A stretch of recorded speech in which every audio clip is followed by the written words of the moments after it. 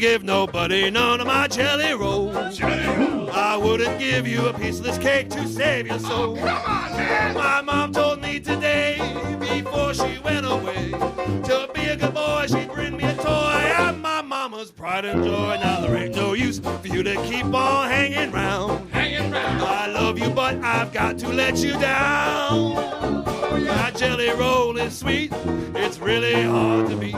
I know you want it, but you can't have it, 'cause I ain't gonna give you none. Come on! Olá, pessoal, e sejam bem-vindos a mais um episódio do Cassalho Podcast. Eu sou Eliezer Rezende, falando de Apex, na Carolina do Norte. E a gente ficou aí um tempinho, né, sem estar gravando. Foi por alguns motivos pessoais. No mês passado acabou que eu estava me mudando, né? Antigamente eu falava que era Eliezer falando de Chapel Hill, agora estou em Apex. Então, mês passado foi mês de mudança, acabou que não consegui bater a agenda. Mas hoje, felizmente, estamos de volta e com um convidado bem interessante. Já já vocês vão saber quem é, quem está nos acompanhando ao vivo aqui já está vendo aí o spoiler. Essa é uma das vantagens de nos acompanhar ao vivo, né? Vale o lembrete. A gente sempre transmite as nossas gravações ao vivo pelo YouTube. Então, se você não assina o nosso canal, vai lá e já assina e ativa as notificações para poder saber quando a gente vai estar transmitindo e gravando mais uma entrevista. Bom, sem mais delongas, né? O nosso convidado de hoje, ele é líder de operações de rede no Google Brasil. Ele tem um canal no YouTube sobre dicas de malas, mochilas e viagens. A gente vai saber um pouco mais disso logo logo.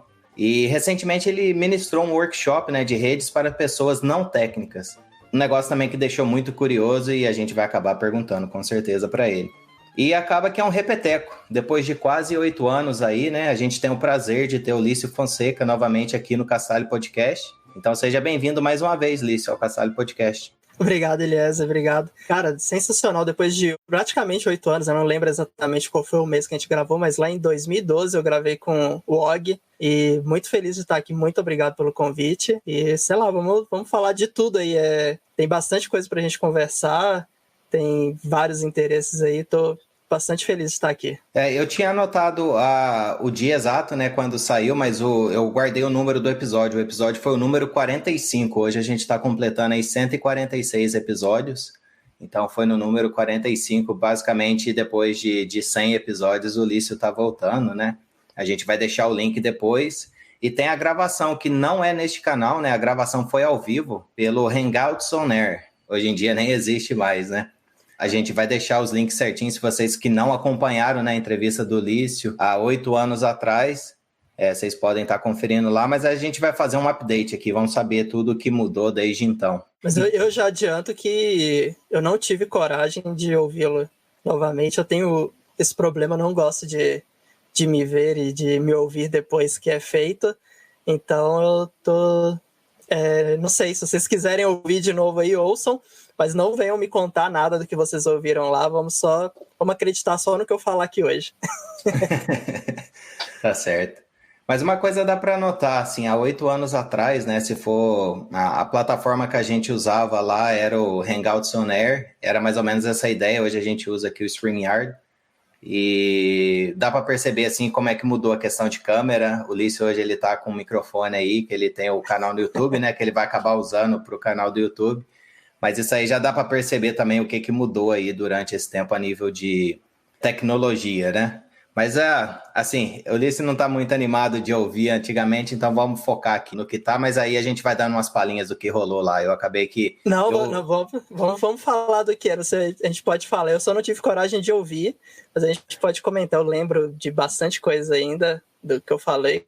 Bom, eu vivi, né, tudo que aconteceu naquele tempo lá, então acho que a gente consegue comentar. Bom, então vamos começar aqui.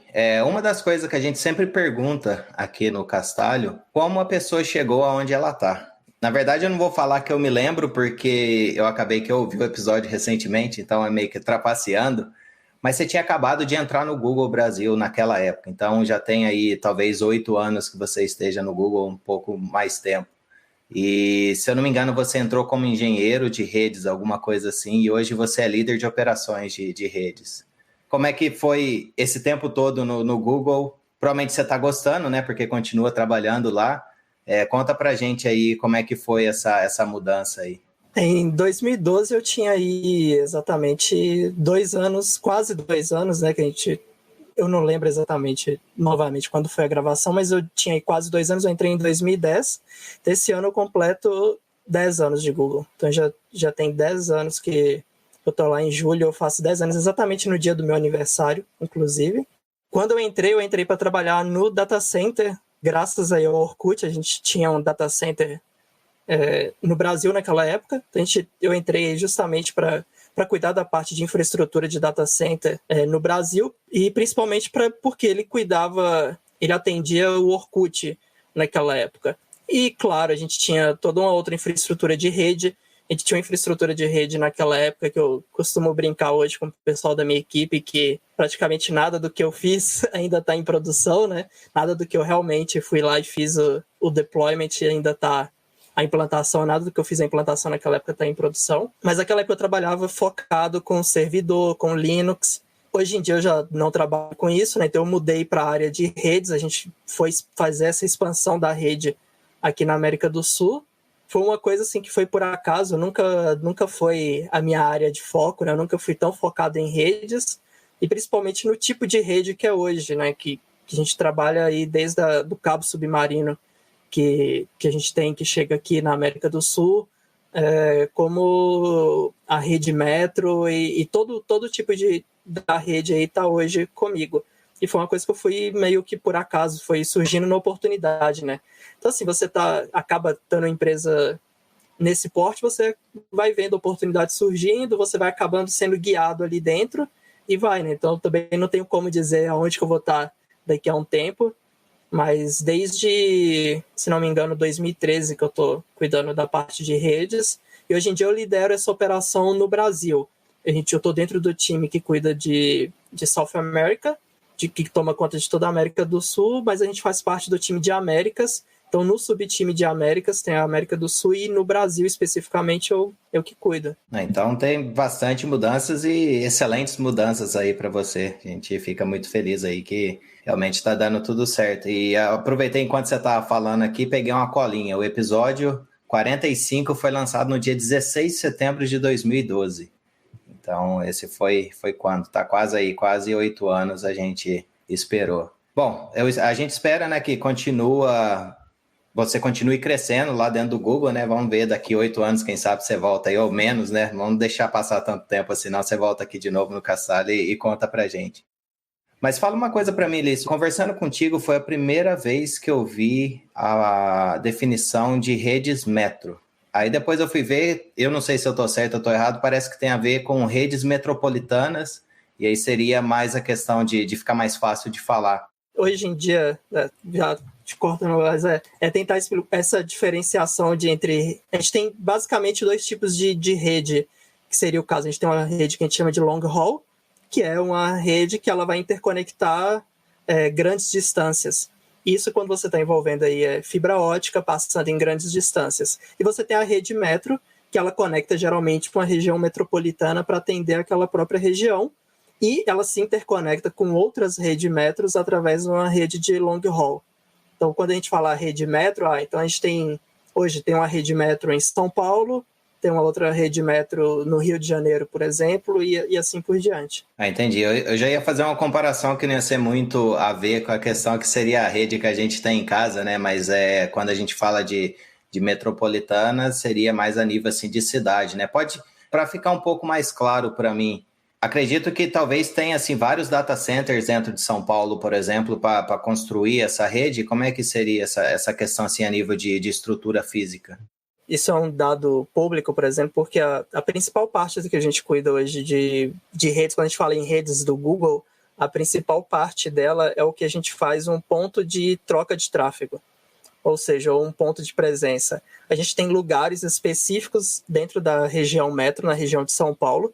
A gente fala geralmente a região metropolitana porque data center geralmente ele fica fora da cidade. O custo de dentro de uma cidade como São Paulo, você tem um espaço grande para colocar servidor, é muito alto. Então, essas máquinas geralmente ficam fora, ficam em cidades nos arredores. E ali você tem áreas.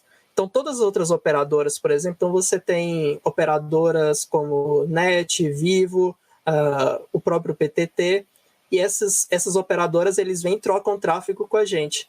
E isso, se você entrar no PeeringDB, você consegue ver todas as empresas onde elas fazem troca de tráfego. Então, a gente tem data centers onde a gente faz essa troca de tráfego com outras pessoas. Então, todo provedor que tenha um certo número de capacidade, eles podem vir com a gente, ou eles se agregam em provedores, tipo o PTT, por exemplo, que ele agrega vários provedores menores e se conecta com a gente para fazer essa troca de tráfego. Interessante. Até vou aproveitar que o Sebastião Tolentino falou aqui no chat que atualmente seria um ótimo momento para trabalhar com redes, né? Porque acabou que eu acho que o tráfego nas redes hoje em dia está bem maior do que o usual, né? Não sei como é que vai ser isso depois, né, da questão da pandemia, mas na prática realmente teve essa diferença toda. O pessoal está enfrentando essas questões assim, é porque falta infraestrutura ou o que você diria assim a respeito? Obviamente que o Google normalmente tem uma estabilidade assim muito boa, isso aí é algo que acho que todo mundo sabe já faz muito tempo, mas imagino que deve ter os desafios, né, para estar mantendo essa estrutura toda, principalmente agora com o aumento de tráfego, não seria isso? Hoje os nossos maiores clientes em matéria de tráfego, por exemplo, é o YouTube, que é uma plataforma de streaming. Então você imagina aí com todas essas lives que tem, a gente tem um uso bem grande da rede, o que para mim pessoalmente e para minha equipe isso é ótimo. Só que a gente tem também outras coisas, tanto o Meets, por exemplo, que agora vai ser liberado gratuitamente a partir da semana que vem, se não me engano. Foi liberado, foi feita uma nota hoje que vai ser liberado. Isso também tem um aumento grande na rede e assim vai. E não envolve só a conexão física ali, né? Então envolve toda a troca de tráfego com os nossos parceiros, que são os provedores. Envolve aí cache, porque a gente tem cache local, assim como não só a gente, como nós, Netflix, o Facebook, ou outras, como a Kamai, que é uma CDN grande também. Então, todas essas empresas que são CDN, que tem esse tipo de tráfego, está tendo bastante trabalho e realmente é um ótimo momento para estar aí nessa área. Bacana. Uma coisa que aconteceu comigo aqui é a questão da VPN, né, que a gente tem. Então, nos primeiros dias, assim, quando o pessoal começou a trabalhar tudo de casa, tiveram alguns problemas, mas aí o pessoal lá da equipe acabou resolvendo isso aí. Então, acho assim que deve ser, ao mesmo tempo, um pouco assim de caos, porque tá todo mundo ao mesmo tempo, mas é um desafio bem interessante. Acho que deve ser muito legal. Eu tenho a mínima ideia de como deva ser cuidar de tudo isso, mas é um negócio assim que sempre me fascinou, a questão de redes. É uma pena que acabei que o meu foco foi para, hoje em dia, engenharia de qualidade. Mas vamos mudar um pouquinho de assunto aqui, Lício. E até vamos, já que a gente mencionou um pouquinho aí de lives, YouTube, né? Vamos falar um pouquinho aí do seu canal do YouTube. E uma coisa que você mencionou lá no episódio 45 foi que você tinha acabado de fazer a sua primeira viagem, que foi para o Canadá. E uma das coisas que você falou a respeito das fotos, né, que você tirou, que você tinha ido visitar algum lugar, que eu não me recordo o nome, e aí parecia que você falou assim, que parecia que tinha sido Photoshop de tão bonito que era o lugar. De lá para cá, foram essas viagens ou o fato daquela primeira viagem ter te fascinado tanto que te motivou a estar criando esse canal no YouTube?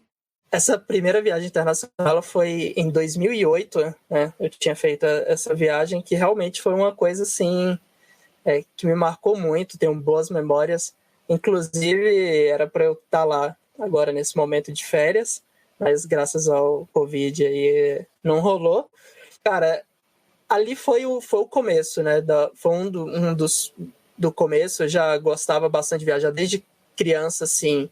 Eu fazia teatro quando era criança e eu acabei viajando muito para festival de teatro junto com um grupo. E eu gostava bastante. Eu sou do norte de Minas. Quando fui fazer faculdade, eu acabei indo fazer faculdade no sul, porque, sei lá, eu gostava de viajar e tudo. Só que quando eu entrei no Google, justamente por tomar conta da região aí da América do Sul, basicamente, eu acabei viajando muito. Então, era um período de até, sei lá, 2 anos atrás, eu viajava bastante. Já teve época de eu ficar 2 semanas fora, 1 semana aqui em São Paulo. E assim por diante. E aí, aliado nisso, não sei se as pessoas lembram ainda daquele filme com George Clooney, Amor Sem Escalas, alguma coisa assim, que em inglês é o Up in the Air. Ele é um executivo, de alguma forma, que ele demite as pessoas, mas a parte que marca é justamente da eficiência dele em viajar, de como passar por aeroportos, essas coisas. Então, quando você começa a viajar muito, você começa a tentar ser mais eficiente, porque, cara, a pior coisa de viajar é você ir para o aeroporto, esse processo inteiro de arrumar a mala, ir para o aeroporto, passar em segurança. Quem vai para os Estados Unidos bastante, por qualquer razão que seja, sabe que é terrível passar por todo aquele processo de imigração, passar em raio-x, a segurança. E acabou que aí eu fui montando isso, né? Tinha isso na cabeça, muita gente vinha me perguntar, os amigos chegavam e sempre faziam bastante perguntas. Eu falei, ao invés de eu ficar respondendo as pessoas, assim, eu vou responder todo mundo de uma maneira geral, vou começar a mostrar aqui algumas dicas. E vou aliar todo o meu gasto de dinheiro com mochilas, que eu adoro mochila, adoro mala de viagem, adoro tentar achar a mochila ideal, tentar achar a mala mais eficiente. Eu falei, vou juntar isso vamos fazer valer a pena o dinheiro que eu gasto com essas besteiras e colocar no canal. Bom, mas fala pra gente aí, já que você gosta de mochila, pra complicar a sua vida, e qual que é a sua favorita? Nossa, eu tenho várias favoritas. Tenho favoritas por categorias, por exemplo. Hoje a mochila que eu uso é uma mochila de uma marca que os americanos não gostam, é uma marca sueca de esqui, que foi criada até por um youtuber, o Jon Olsson. Ele tem um canal bem bacana, agora ele quase não posta mais, mas tem um canal bem bacana. Ele criou essa marca que chama Douchebags, que é o trocadilho com o nome, mas ela acaba não fazendo muito sucesso nos Estados Unidos, que o pessoal leva muito a sério o nome dela, então eles não gostam. Então, hoje a que eu uso é essa, mas sei lá, se é para viajar, por exemplo, eu gosto de usar deixa eu já contextualizar um pouco mais. Eu sou adepto ao que a gente chama de One Travel Bag. Eu gosto de viajar só com uma mala, só com uma mochila. Eu não gosto de carregar mais nada, só uma mochila para ficar mais fácil, facilitar tudo. Então, assim, se for para viajar carregando computador e equipamento fotográfico, por exemplo, eu levaria uma Peak Design Travel Bag de 40 litros. É a minha favorita, é a que eu gosto mais. Mas se eu não vou levar computador, por exemplo, eu levaria uma douche bag de 40 litros também, que é o máximo que você consegue levar ali dentro do compartimento do avião. E a mochila do dia a dia que eu uso hoje é essa douche bag The Backpack, que é uma mochila menor, que ela é mais para você carregar laptop para o trabalho e isso, e às vezes colocar uma câmera, alguma coisa assim também. Não, bacana. Eu anotei aqui, depois vou tentar deixar o link pro pessoal aí, para quem ficou curioso para conhecer mais sobre a mochila. E realmente essa questão de você passar na imigração, falar para você, tem vezes que dá até vontade de desistir da viagem, porque realmente a parte de aeroporto e às vezes até de avião, eu diria assim, eu não sou muito fã de ficar em avião não, porque você fica ali parado, às vezes não tem muito o que fazer e eu fico meio impaciente. Mas bacana. Eu também detesto, é a pior. Eu passo bastante mal em avião, sempre passo mal em decolagem, pouso. Só a hora que ele tá voando mesmo estável, que aí eu assisto um filme e tudo, eu não consigo dormir direito. Mas eu gosto de viajar, eu gosto do processo e eu fui trabalhando nesse processo. Tanto é que hoje, se for olhar o meu vídeo que tem mais acessos lá, que caiu no gosto um dos que tem mais acesso, é um vídeo justamente sobre organizador de malas. Então, é como usar aqueles organizadores para poder fazer a mala ficar mais arrumadinha, melhor. Então, acho que pela busca do YouTube, muita gente chega naquele vídeo. É um dos meus vídeos favoritos também, é um dos que eu editei, que ficou melhor, assim, para a época. Esse vídeo já tem mais de um ano também. Nossa, eu gostei bastante dele e muita gente chega e muita gente usa. Bastante gente começou a usar organizadores de mala justamente por causa daquele vídeo. Bom, vou confessar que você vai ter pelo menos mais uma view lá minha, porque realmente a tal da mala na hora de arrumar e essas dicas que você deu aí a respeito de mochila para você conseguir carregar também, eu sou muito a favor assim de levar o mínimo possível, porque viajar com aquelas malas grandes e tal é complicado. Você tem um filho também, né? Então muita gente fala, eu tenho filho, tem que carregar 1000 malas. Viaja eu, minha esposa e meu filho, eu com uma mochila só, é uma mochila de 40 litros, é uma mochila do tamanho de uma mala pequena, né? mas é uma mochila e mais uma malinha de rodinha, porque ela gosta de levar a malinha de rodinha para ela e para o meu filho. Então a gente sempre viajou assim. Se é só nós dois, a gente vai passar um mês fora, a gente leva uma mala de mão só e as mochilas.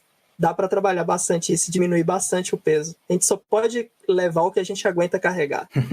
Essa é uma dica boa. Eu vou ter que assistir os vídeos celular bem, prestando atenção, porque realmente, as últimas viagens que eu fiz, eu sofri para carregar, porque sobrou para eu carregar tudo. O Tom Kiel falou aqui até agora nos comentários, né, que agora com o dólar lá em cima viajar tá mais complicado, mas você lembra que você pode ir para Cachoeira de Itapemirim, pode ir para Foz do Iguaçu, pode conhecer o Beto Carreiro, ainda tem bastante opção. O sul do Brasil eu tive a oportunidade de ir para Gramado, na lua de mel, então foi assim uma viagem muito bacana, e ali tem várias, acho que tem Bento Gonçalves ali, posso estar cometendo um gafe aqui, mas eu acho que tem algumas coisas assim, alguns passeios que você pega ônibus e vai conhecer, que é bem bacana.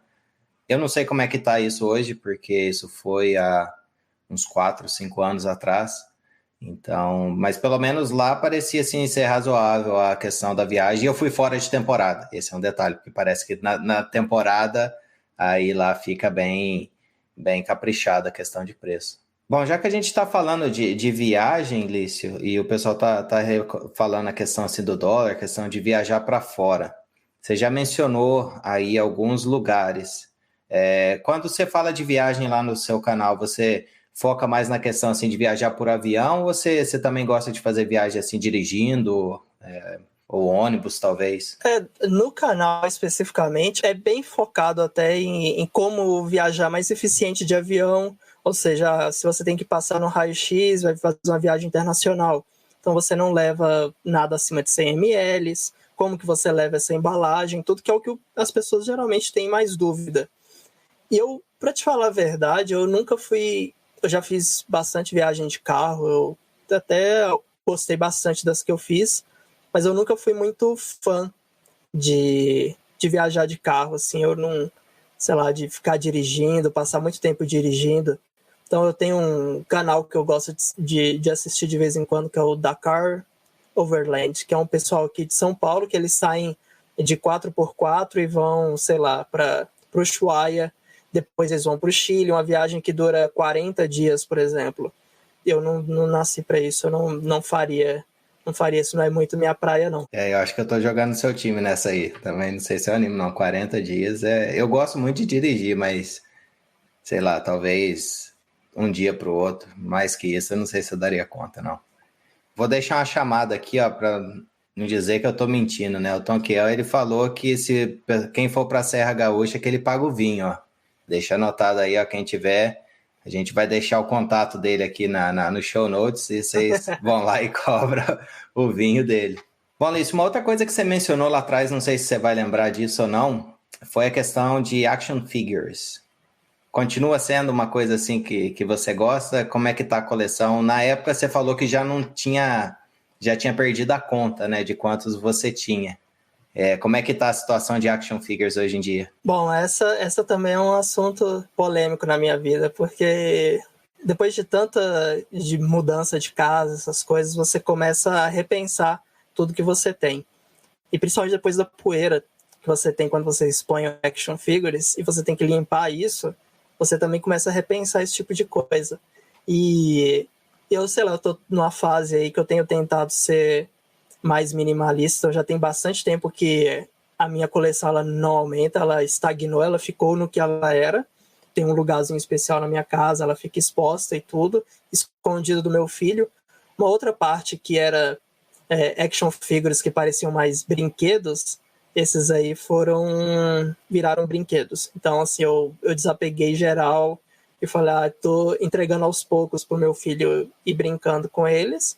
Os outros que realmente são estátuas pintadas à mão, esses estão ali no lugar salvo dele, e assim que ele alcançar, eu vou subindo mais uma prateleira até a hora que eu tiver que guardar tudo para ele não pegar. Mas eu parei tudo de colecionar. A única coisa que eu coleciono agora é mochila, mas é mais por causa do canal. E nem isso também eu tô tentando assim, ir passando para frente, né? Então lá, eu uso um pouco, testo e vou vendendo, doando, dando de presente, porque eu não quero ficar acumulando coisas mais. Eu entendo perfeitamente. Eu não tenho uma coleção enorme de action figures, porque, aliás, você consegue ver a minha coleção aqui. São 2 apenas. E o meu filho, ele já fez um ajuste aqui, não sei se dá para ver aqui na câmera, mas eu tenho um Batman aqui e tá um pedacinho aqui do chifrinho dele aqui que deu uma podada. Sei lá o que aconteceu. Acho que ele estava num embate muito crucial aqui na mão do meu filho. Mas assim, eu sempre quis ter action figures e eu acho muito legal assim, action figures de Dragon Ball e Cavaleiros do Zodíaco. São uns que, se eu ainda puder ter, eu acho que eu vou ter. Mas é aquele negócio também, se for para ter, vai ser algum ou outro assim que eu goste para deixar um pouquinho escondido. E esses aqui que acabou, né, que eu mal tive e já desapeguei, né? Meu filho, ele ficou bem curioso com os action figures aqui e acabei deixando. Mas realmente, isso é um negócio que chama muita atenção deles.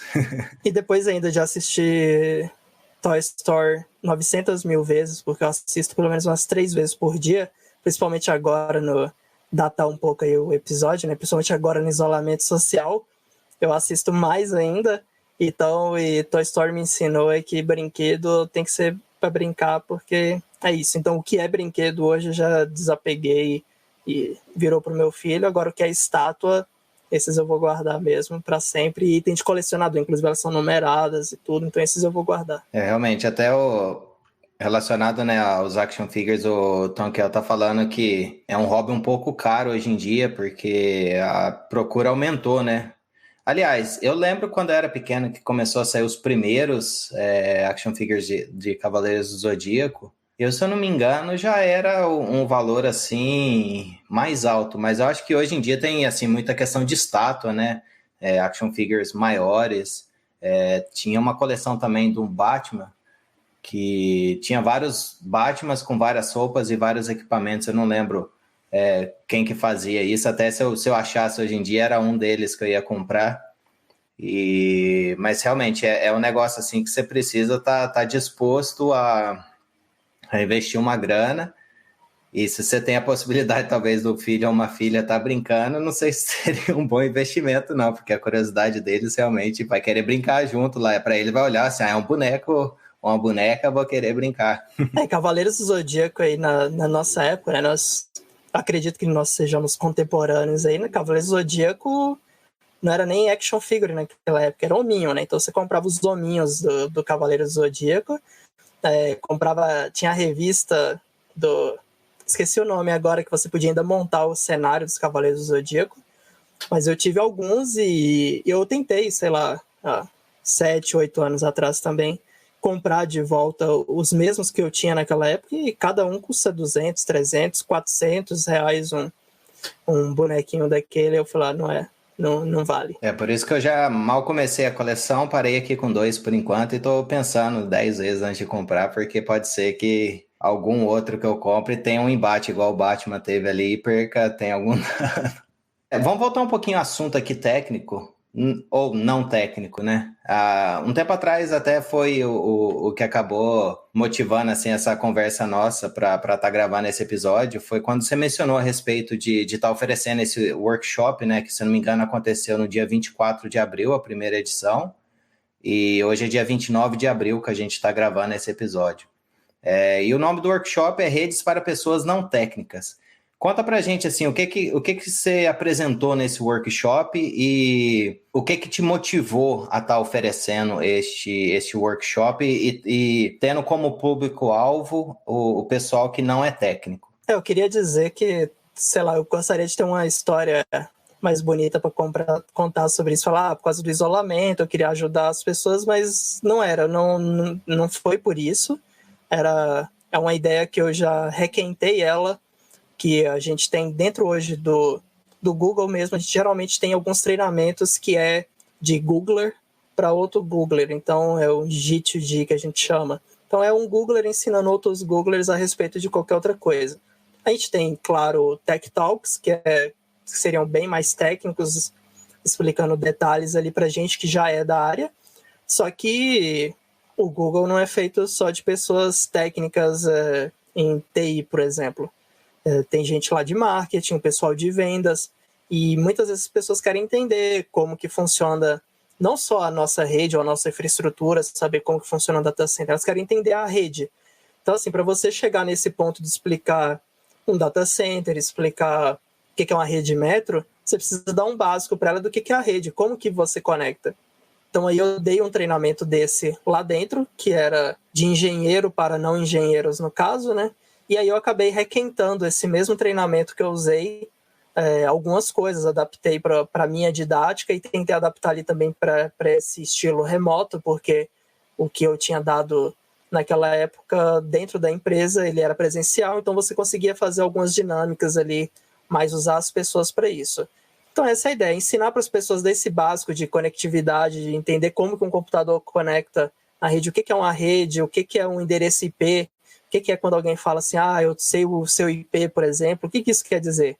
O que ela ganha? Ou alguma coisa que é bloqueada por IP, ou o que é um DNS, que é um tópico também muito interessante, como que funciona um DNS, como que é a resolução de nome, mas isso de forma não técnica, explicando para uma pessoa leiga como que funciona. Bacana, se eu não me engano, esse foi a primeira edição, né, desse workshop que aconteceu no dia 24 de abril. Você pretende fazer mais? Vamos dar um spoiler aí para a turma que acompanha o Castalho. Assim, foi mais um teste, né? Então eu peguei uma turma pequena, se não me engano, tinham 8 pessoas só, porque eu queria testar justamente essa dinâmica de fazer isso remoto. Funcionou ok, eu espero que mas as pessoas deram um feedback ok, espero que elas não tenham dado um feedback errado em cima disso. Eu vejo pontos para melhorar, tive outras ideias no decorrer e também pensando como melhorar isso. E disso também surgiu a ideia que logo eu vou gravar também um vídeo e colocar no meu canal, explicando como que funciona uma rede para qualquer tipo de pessoa que assistir conseguir ver. Mas não eu falando, não eu explicando, né? Então eu tô tentando modificar algumas coisas aí e gerar um jeito didático que todo mundo consiga entender isso. Bom, então para quem está acompanhando aqui o episódio, né? A gente vai deixar o Twitter do Lício e o link lá do canal do YouTube dele, você já fica antenado, porque eu saí o workshop versão 2 ou edição 2 e provavelmente o vídeo lá no canal também, além das dicas de mala e como viajar também, que eu acho que isso aí é bem interessante. Até um dos motivos que a gente está em quarentena hoje é a questão das pessoas estarem viajando, né? Então, acho que deve ser um tópico que é bem atual e a questão do mundo está realmente bem conectado.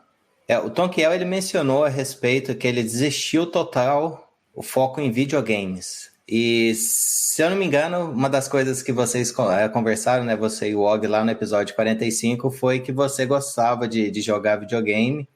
E até você tinha casado recentemente, na época lá do episódio, e você mencionou que a sua esposa gostava de acompanhar. Bom, de lá para cá, você já falou aí que tem o filho. No meu caso, na minha experiência, a questão do videogame foi um negócio que ficou bem de lado, às vezes dá certo depois que ele está dormindo e tudo mais. E como é que está funcionando para você? Você continua ainda aí jogando com a mesma frequência? O que é que mudou de lá para cá com relação aos videogames? Então, se os ouvintes aí, o pessoal que estiver ao vivo, seja uma pessoa que tem um filho pequeno e consiga ainda jogar videogame, precisa ter o meu respeito, porque eu não consigo, não tem jeito, não tem. Inclusive, eu tive que guardar todos os videogames.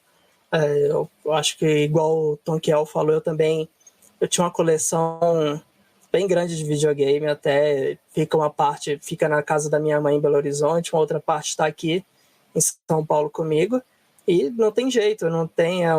Cara, é muito assim, é igual trabalhar de casa, né? Você trabalhou de casa bastante tempo, você tem um filho. Na hora que eu estou trabalhando aqui, se ele chega, ou se eu estou aqui gravando com você, ele chega aqui e quer meu tempo, cara, isso gera um conflito dentro de mim gigantesco que eu não consigo. Eu falo assim, eu não posso dedicar meu tempo para qualquer outra coisa que não seja para ele. Então eu não consigo. Então assim, se eu estou aqui, agora eu estou trabalhando aqui, por exemplo, estou gravando aqui exatamente do lugar que eu trabalho. Então às vezes de dia ele chega aqui, vem correndo e puxa minha mão porque ele quer ir brincar comigo. Eu levanto, largo aqui e vou lá. Claro que a maior parte, se eu estou em uma reunião, se eu estou em alguma coisa que eu não posso parar, eu não paro, e aí a minha esposa vem e tenta levar ele embora. E assim é com videogame, não tem como no meio do dia eu parar para jogar videogame e ele vir, eu tô jogando online, jogando o meu jogo favorito, que já tem bastante tempo que eu não jogo, que é o Battlefield. Tô lá atirando, jogando online, uma campanha de 20, 30 minutos, ele vir falar comigo, eu não vou ter como jogar.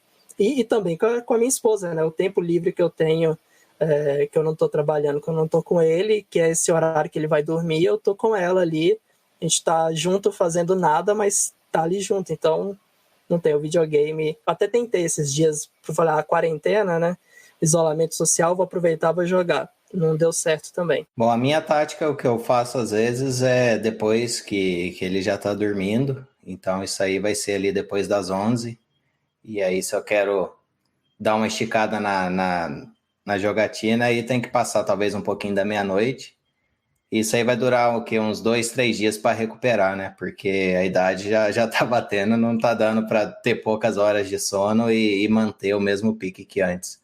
Eu vou fazer uma propaganda aqui, o Tom Kiel tá aqui no chat, e recentemente a gente gravou um episódio lá do Opencast sobre trabalho remoto. Então, isso aí acaba sendo uma dica, assim, que a gente mencionou a respeito de quando tá em reunião. Uma das coisas que a gente falou lá foi a respeito que, na verdade, uma coisa que funciona para mim é, entre aspas, o meu protocolo de quando eu estou ou não estou em reunião. Então, igual você... eu gosto de aproveitar o fato de estar em casa para realmente estar próximo da minha família. Então, quando eu estou mais tranquilo, que não é algo assim que necessita realmente de eu estar prestando bastante atenção, eu deixo a porta aberta aqui do quarto, né? Eu tenho um quarto separado. Então, isso aí fica sendo. A porta aberta é passe livre. Então, realmente acontece aquilo lá. Vem, puxa a mão, quer mostrar alguma coisa que descobriu nova, quer mostrar alguma coisa assim, e eu tô aqui para realmente não perder essas descobertas, isso aí que eu acho assim muito fantástico, né? Ver como é que as crianças as descobrem e aprendem as coisas. Então, na hora que você foi falando, eu fui me identificando 100%, e a idade dos nossos filhos bate mais ou menos, então é realmente isso aí. E ter paciência também, né? Porque principalmente o pessoal, né, que costumava trabalhar fora de casa e tá ficando dentro de casa, o seu filho vai olhar para você e falar, nossa, que bacana, meu pai ou minha mãe tá trabalhando aqui de casa, eu vou querer ficar o tempo todo junto, porque era um negócio que eu não tinha, né? Então, tem que ter um pouco de jogo de cintura e paciência e participar um pouco, entender que tá complicado para todo mundo, né? Aqui a gente criou esse protocolo também, então a maior parte do tempo eu deixo ali, dependendo quando é a minha reunião com a minha equipe, porque uma das coisas que a gente criou para poder facilitar, então a minha equipe que eu trabalhava junto do escritório, a gente criou uma reunião que ela fica lá aberta, qualquer um pode chegar a qualquer hora ali e conversar. Então assim, enquanto é reunião com o pessoal da minha equipe daqui, que não é reunião, que a gente só está ali conversando ainda ou entrando, é uma reunião livre, que eu gosto de dizer. Então assim, ele chega aqui, eu coloco ele na câmera, o pessoal vê que a gente que convive comigo o tempo inteiro, né? Agora, quando é uma reunião que eu preciso focar ou eu estou fazendo algum trabalho que eu preciso focar, a porta ali fecha também e ele... É engraçado que ele também já sabe, ele não chega, ele não bate na porta, ele já não faz nada disso aí. E na hora que está aberto, ele vem, às vezes eu estou aqui conversando e estou todo mundo rindo ali na câmera, eu olho, ele está aqui no cantinho junto comigo, do meu lado, só olhando o que eu estou fazendo, sem falar nada, passa ali horas, ou ele está brincando ali atrás, em cima da cama, e dá para ver ele. É assim, cara. O problema vai ser quando isso acabar, né? Quando esse isolamento acabar, se a gente tiver que voltar pro escritório, vai ser uma ruptura grande aí na cabeça dele, né? Mas vamos fazer isso aos poucos. Realmente, tem a questão ali da adequação, né? Tanto de deixar de ir pro escritório e também na questão de voltar a ir pro escritório. Eu passei mais ou menos por isso, não por conta de questão que a gente está passando hoje, né, da pandemia, mas foi por mudança de emprego. Então eu trabalhava no escritório, comecei a trabalhar remoto. Hoje em dia eu ia para o escritório, então agora acabei voltando para casa. E confesso assim que quando surgiu tudo a história, eu falei, vou trabalhar de casa, é tranquilo, já trabalhei quase 5 anos de casa. Mas é diferente, quando você tem esse hábito assim, de ir para o escritório, as coisas realmente mudam um pouco. Eu, felizmente, eu tenho a possibilidade de trabalhar 1 ou 2 dias de casa, né, dependendo da semana. Então, acaba que eu consigo manter um pouquinho isso ainda. E uma das coisas que a gente mencionou também lá no episódio do Opencast foi que talvez essa questão toda abra um pouco a cabeça de algumas empresas, né? Porque a gente sabe que algumas empresas não têm muito essa questão da cultura, né? Porque a gente colocou como questão cultural mesmo, que você precisa ter ali a cultura, precisa ter o hábito e os processos também rodar em torno de ter pessoas remotas. Então, quem sabe isso aí abre um pouquinho mais aí para as pessoas que talvez não tinham, né, essa possibilidade anteriormente. Muita gente no começo logo falou, eu já estava acostumado a trabalhar de casa, para mim sempre foi assim, gente que trabalhava remoto, mas tem que entender que o trabalho remoto funciona muito bem para quem tinha processo assíncrono, né? Então, assim, você não espera a resposta da pessoa na hora, você não espera falar com a pessoa na hora. Agora que você voltou para o escritório, por exemplo, então você deve entender se você está lá sentado, você está em casa ou você está no escritório, você precisa de alguma coisa, você só vira a sua cadeira, já fala com a pessoa ali na hora. Então, assim, o negócio fluía de uma maneira muito diferente do que era. Eu já trabalhava 2 dias da semana de casa, só que esses 2 dias o meu time inteiro trabalhava de casa, a gente aproveitava para fazer trabalho assíncrono, para ajustar o que você precisa focar ali, longe do ambiente do escritório, que é um ambiente que às vezes tem barulho, tem tudo, mas você tá ali focado, você não precisa falar com ninguém, faz. Agora não, agora tá todo mundo remoto, todo mundo na mesma situação e a gente está tentando adaptar isso. É difícil, não é a mesma dinâmica, não vai ser tão cedo, mas a gente está tentando mudar isso aí, talvez até pela natureza do meu trabalho, né, que não é um trabalho, eu não fico aqui esperando ticket acontecer ou alguma coisa assim. Então, assim, eu tenho que muito liderar a equipe de campo, vendor, e terceirizados, e aquele monte de coisa, e que você precisa conversar com as pessoas, você precisa ver, às vezes, o que está acontecendo, e agora a gente não tem essa possibilidade, né? O Sebastião está até comentando aqui a questão de trabalhar de casa. Ele falou que está pensando, talvez criar um novo hobby, né? Usar um microcontrolador para criar um pedal ou um botão de emergência, que é para colocar o microfone no mudo. Que falou que às vezes a esposa dele começa a cantar na cozinha, ou ele tem um cachorro que começa a latir lá. Então, realmente, a gente já viu aí, provavelmente, acho que todo mundo já acabou vendo algum vídeo do pessoal trabalhando remoto e passando o pessoal atrás na câmera, essas coisas assim. Acaba que é aquele negócio, não está acostumado, é uma nova dinâmica, igual você falou, não só assim para a gente, né, que está trabalhando e talvez voltando para casa, mas também as pessoas que estão ali no mesmo tempo com você, dividindo ali o espaço. Então, é bem interessante, a gente dá para dar risada dependendo da situação. O que eu gostei mais disso tudo eu moro em São Paulo, então assim, o tempo de trânsito que eu estou economizando é gigantesco, mas em compensação eu estou perdendo, todo mundo já viu aí em algum vídeo, alguma coisa como que é um escritório do Google, então eu estou perdendo todas aquelas coisas que tem lá, inclusive, ou a própria infraestrutura. Eu tinha uma cadeira ótima para sentar, tinha meus 2 monitores, além do monitor do laptop. Então, assim, eu tive que comprar um monitor agora para poder melhorar ainda, assim. Agora sim eu tô sentindo que está bem trabalhando, mas eu não tenho um ambiente de trabalho. Quem viu no Twitter, quem me segue no Twitter, viu que eu trabalho dentro do meu armário, praticamente. Estou trabalhando dentro do armário e depois da quarentena eu vou sair desse armário, mas o trocadilho. E aí, assim, eu fico aqui e, cara, é o espaço que eu arrumei que eu consigo ficar longe, porque antes eu trabalhava, esses 2 dias que eu trabalhava de casa, eu ficava na mesa de jantar da sala.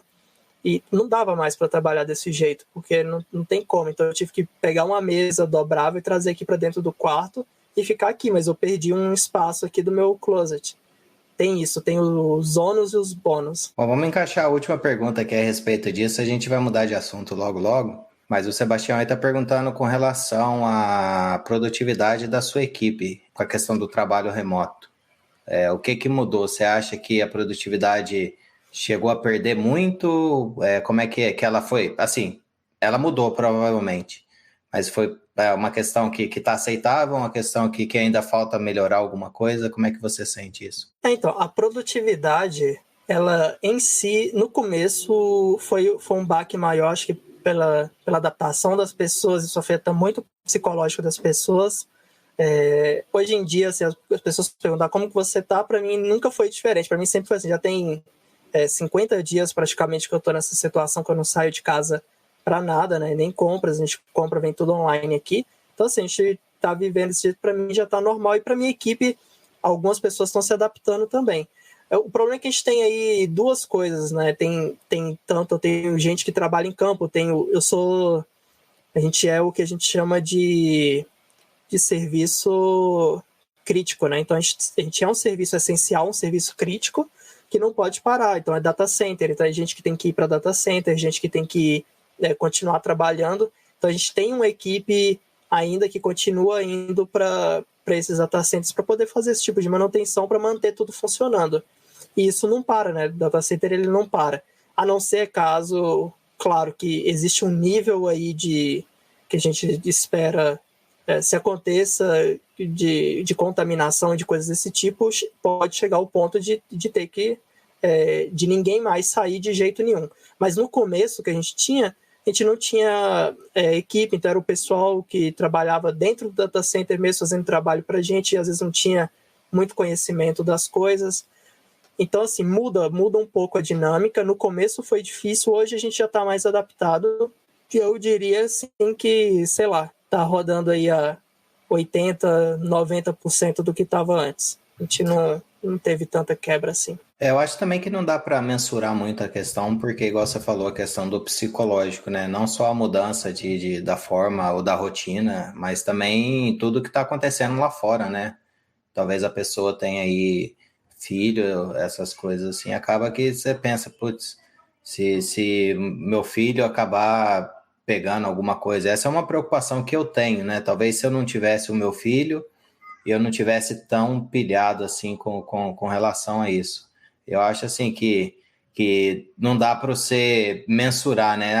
O pessoal foi trabalhar em casa, a produtividade, sei lá, ficou metade.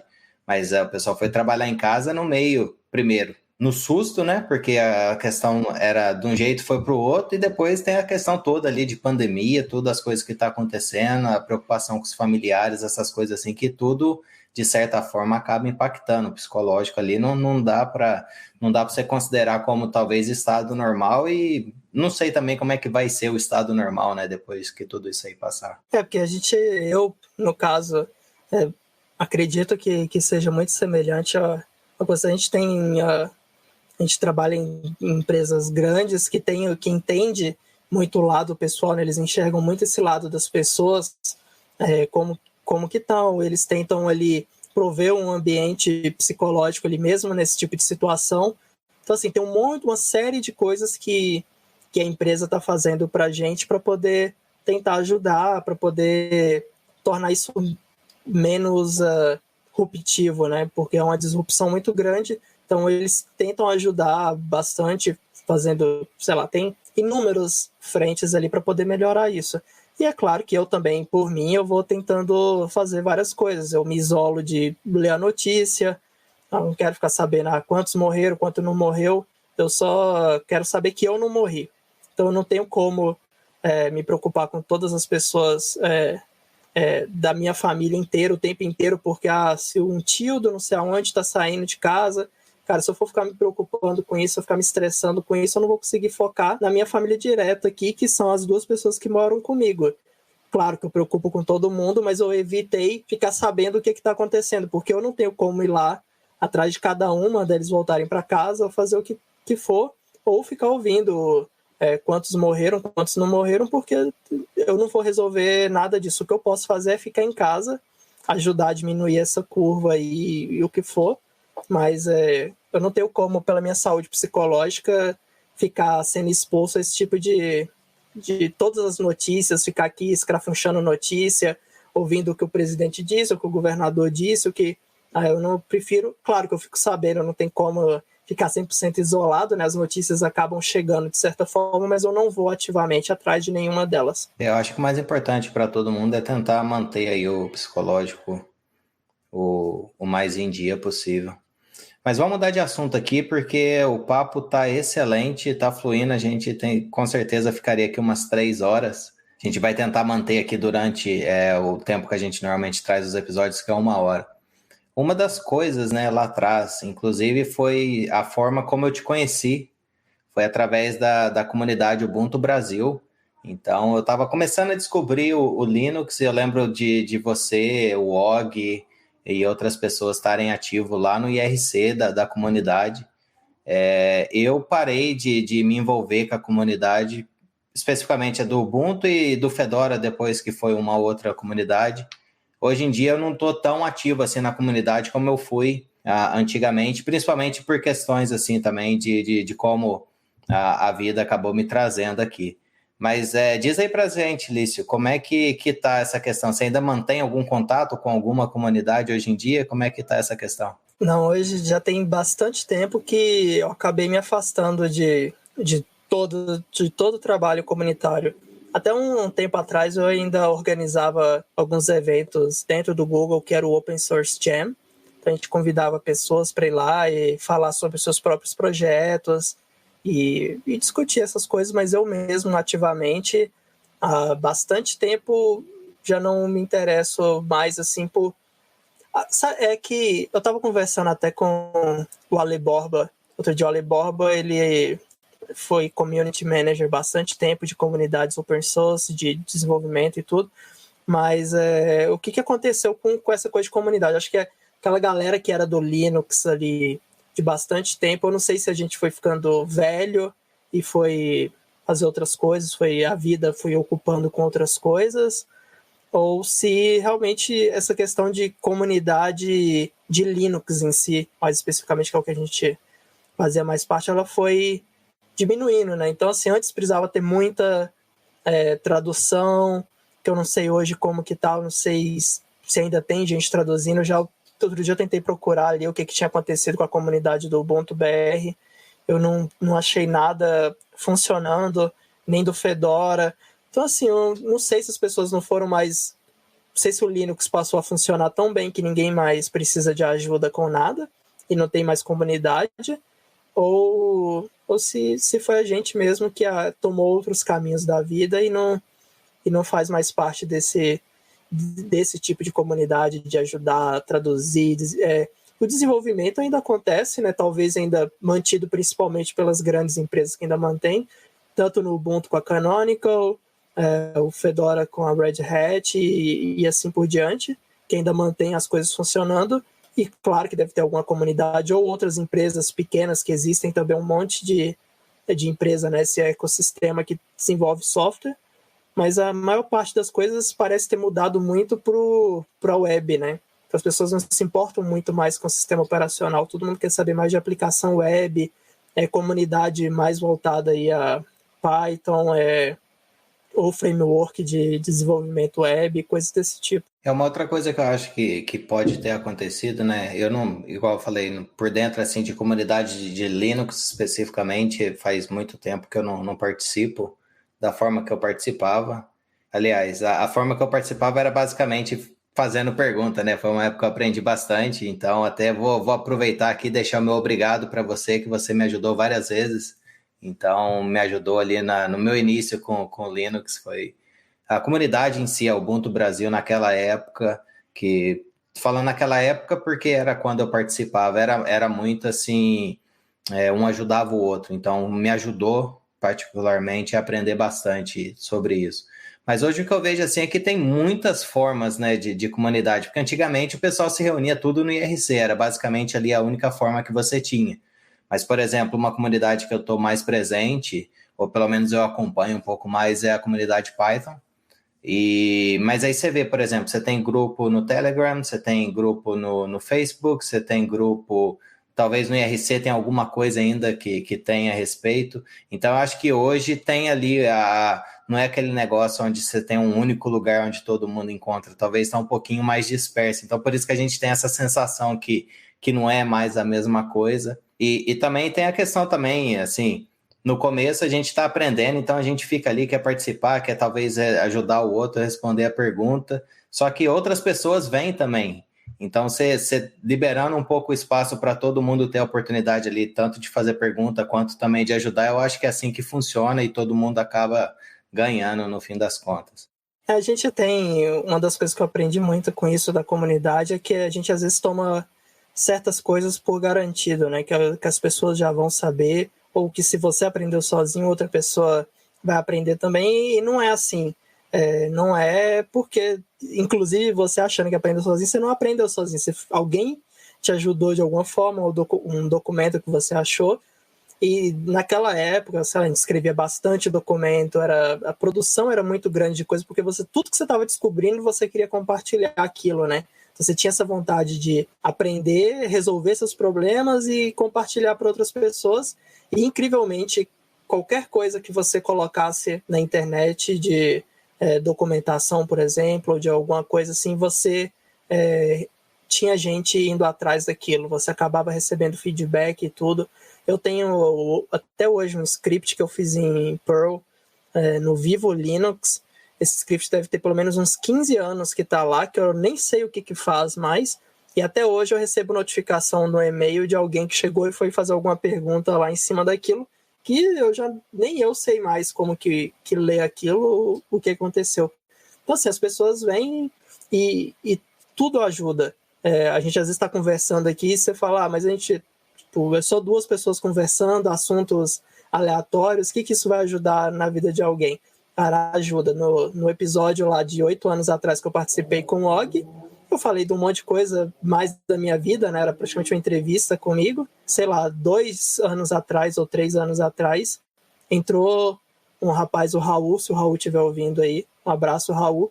O Raul entrou, um dia ele veio conversar comigo e falou assim, nossa, cara, eu ouvi seu podcast no Castalho, e aquilo me incentivou muito a querer entrar aqui no Google. E, cara, obrigado por, sei lá, pelas coisas que eu falei lá, que eu mostrei como era a empresa e gerou essa vontade nele. Ou das vezes que eu tentei, né, que eu também, eu acho que eu contei lá, às vezes que eu passei no processo e tudo. E, cara, é um negócio que eu nunca imaginei que alguém fosse ser tocado por esse tipo de coisa. Então, tudo que você coloca, você tem um retorno de certa forma. E a gente tinha muito disso, né? E hoje em dia...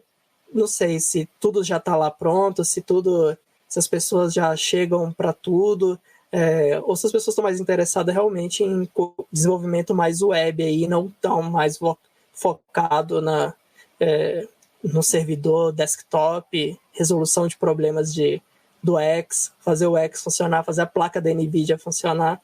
Acho que esse não é mais um problema recorrente na vida das pessoas. Hoje eu acho que muito disso aí acabou que já é resolvido, né? Até a questão de você instalar os drivers das placas de vídeo, o próprio sistema ali talvez vai falar, opa, reconheci aqui que você tem essa placa de vídeo, gostaria de instalar os drivers. Então não era, antigamente você tinha que rodar ali uns comandos, um negócio, configurar.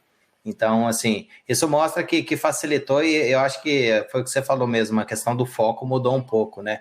Muito dessas coisas que a gente passou lá atrás já estão resolvidas, né? Porque, afinal de contas, são vários e vários anos aí de muito conteúdo, talvez, e muita troca de informação e muitas pessoas, talvez, pensando e melhorando aquilo. Mas, realmente, eu não sei como é que é. Se alguém que está nos ouvindo ou nos acompanhando aqui pelo YouTube, acompanhar um pouquinho mais de perto aí as comunidades Linux, deixa um comentário aí, fala pra gente como é que está a situação hoje em dia e quais seriam, assim, os problemas mais recorrentes, né? Como o Lício mencionou, era mais configurar as placas antigamente e hoje em dia seria o quê? Eu vejo que ainda tem uma comunidade grande aí também do pessoal de DevOps, que tem uma comunidade em cima do surgimento do DevOps, mas também tem uma comunidade em cima das ferramentas, né? Então, ferramentas tipo Docker, Kubernetes e coisas desse tipo. Tanto é que as pessoas vão instalar Linux hoje dentro de um container, né? Então, esse é o tipo de problema que eles estão enfrentando e que conversam a respeito. Não é mais ali a gente no próprio computador tentando fazer as coisas funcionar daquele tipo. Bom, Lício, como eu falei antes, a conversa tá demais, mas a gente não pode deixar de fazer o nosso top 5 aqui, né? Pegar a sua lista atualizada de livros, músicas e filmes e qualquer outra coisa. Falando nisso, né? Não sei se o pessoal aí já sabe, mas a gente lá no site do Castalho, a gente criou uma página global dos top 5.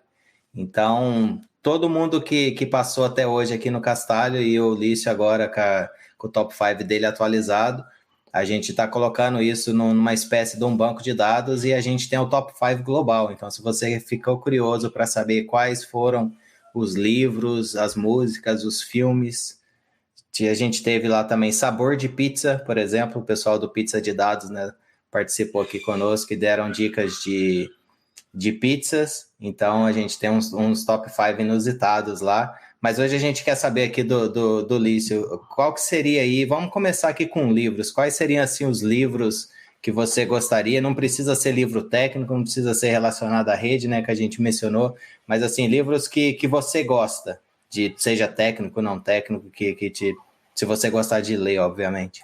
Eu tenho, tomara que não tenha tido um top 5 no podcast passado, porque se for, talvez não vai bater, mas é bom também que a gente vê como que a gente evolui, né? 8 anos é bastante tempo, sem sombra de dúvidas, eu não sou mais o mesmo Lício daquela época, e a gente vai evoluindo, às vezes até involuindo, mas acontece.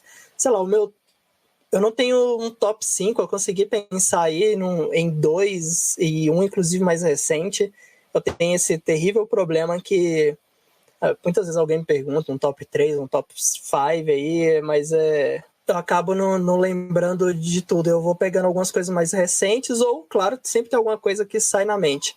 Mas de livro, e principalmente agora para esse momento que a gente está, tem um livro que chama 10% Mais Feliz, que é um livro do Sam Harris. Ou Sam Harris ou é outra pessoa? Talvez seja outra pessoa, mas o livro chama 10% Mais Feliz. E é um livro basicamente sobre meditação, mas ele não é te ensinando a meditar. Ele conta a história de um cara que era um apresentador de um telejornal nos Estados Unidos e que um dia ele teve um ataque de pânico no meio ao vivo ali para todo mundo, para trocentos milhões de pessoas ao vivo. Ele travou e ele mostra essa jornada dele pela meditação, que todo mundo que está começando acaba passando por isso também. Eu achei super engraçado, eu identifiquei com várias coisas, que você ali fechou o olho e sem saber, nossa, e aí, eu tenho uma conta para pagar, o que será que vai acontecer agora? Será que eu já estou meditando? Como que eu faço para não pensar em nada? E você fica pensando nessas coisas na hora, até você entender direito como que funciona a meditação. E ele vai mostrando essa jornada dele. É um livro muito legal, muito gostoso de ler e que te ajuda aí a se interessar pela meditação, e que eu gostei bastante. Sei lá, mas um outro livro que eu li recentemente, que eu consigo lembrar agora, é um livro a biografia do Jô Soares. Acho que chama Biografia Não Autorizada, que ele mesmo, autobiografia não autorizada, alguma coisa nesse livro de Jô. Qualquer coisa dessas, procurem aí como que é o nome certo, eu não lembro agora. Eu talvez deveria ter escrevido o nome certo aqui na minha cola, mas eu não tenho. Que é a biografia do Jô Soares. O Jô Soares é um cara que eu admiro muito por ser um cara que fala várias línguas, um cara multi-talentos ali, é uma pessoa que eu gosto bastante. E é interessante porque ele é bem velho, ele é uma pessoa bem velha, bem antiga, e muitas das coisas que ele passou na infância, até a carreira dele, você consegue encaixar ali várias pessoas da história junto dele. Então, pessoas que hoje são famosas, ou pessoas da televisão, coisas desse tipo. De certa forma, todas essas pessoas, elas meio que se conheciam antigamente. É interessante ver isso aí. E eu não consigo lembrar aqui agora de mais nenhum livro. Não, tá valendo. A gente chama top 5, mas já tivemos top 10, top 2, top 1. O que importa é você sugerir aí pra gente. Bom, vamos pegar aqui músicas, bandas. O que você costuma ouvir normalmente? Música e banda é um tópico difícil para mim. Eu nunca fui muito uma pessoa musical. Geralmente eu ouvia alguma coisa e ficava com aquilo ouvindo sempre, o tempo inteiro. Agora, depois desse isolamento social, mais uma vez, falando sobre o assunto, eu comecei a ouvir mais música e eu tenho ouvido bastante ali para tentar relaxar um pouco, curtir, às vezes tomando aí um vinho, às vezes uma cerveja, dependendo do momento. Posso escutar aí um gênero que chama trip hop. Eu tenho ouvido bastante e são músicas, eu não sei explicar direito como que é, mas se você buscar aí uma playlist de trip hop, você vai ver aí vários grupos que são famosos, tipo Massive Attack ou Mob, se não me engano, e tem vários outros também. Pega uma playlist dessa, deixa rolando, eu coloco ali no YouTube Music, que é o que eu uso, e procuro uma playlist e fico só ouvindo tudo que vem. Às vezes eu vou marcando alguma coisa que eu gosto, Jazz também ouço bastante, gosto de ouvir ali.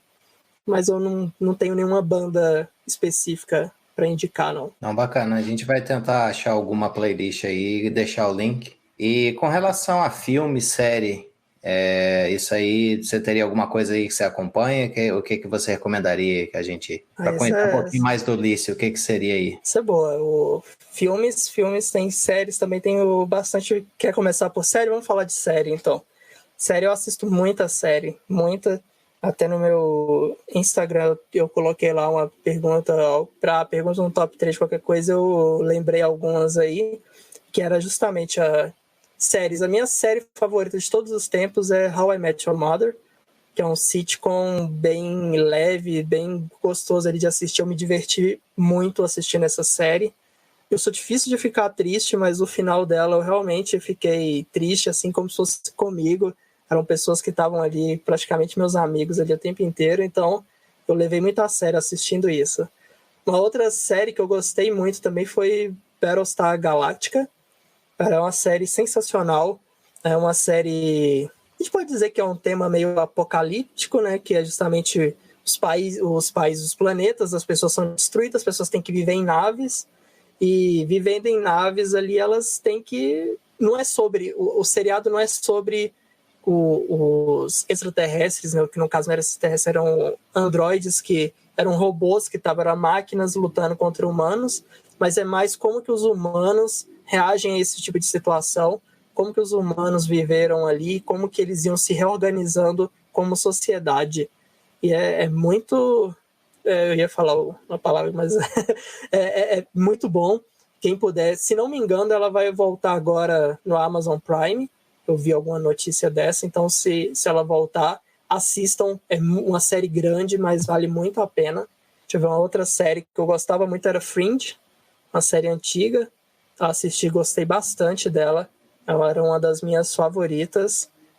Uma série bem de ficção científica. E, sei lá, da atualidade, hoje em dia, depois que acabou Game of Thrones, nenhuma. Eu andei assistindo Chicago Fire, mas eu assisti agora na quarentena, eu assisti todas as 8 ou 9 temporadas que tinham, assistia 3 ou 4 episódios por dia, eu acabei ela, mas não é uma série boa, é uma série para você deixar ali sem pensar em nada, você não precisa pensar em nada, você não precisa entender nada, é só acontecer e passando, é a série para a cabeça ficar vazia.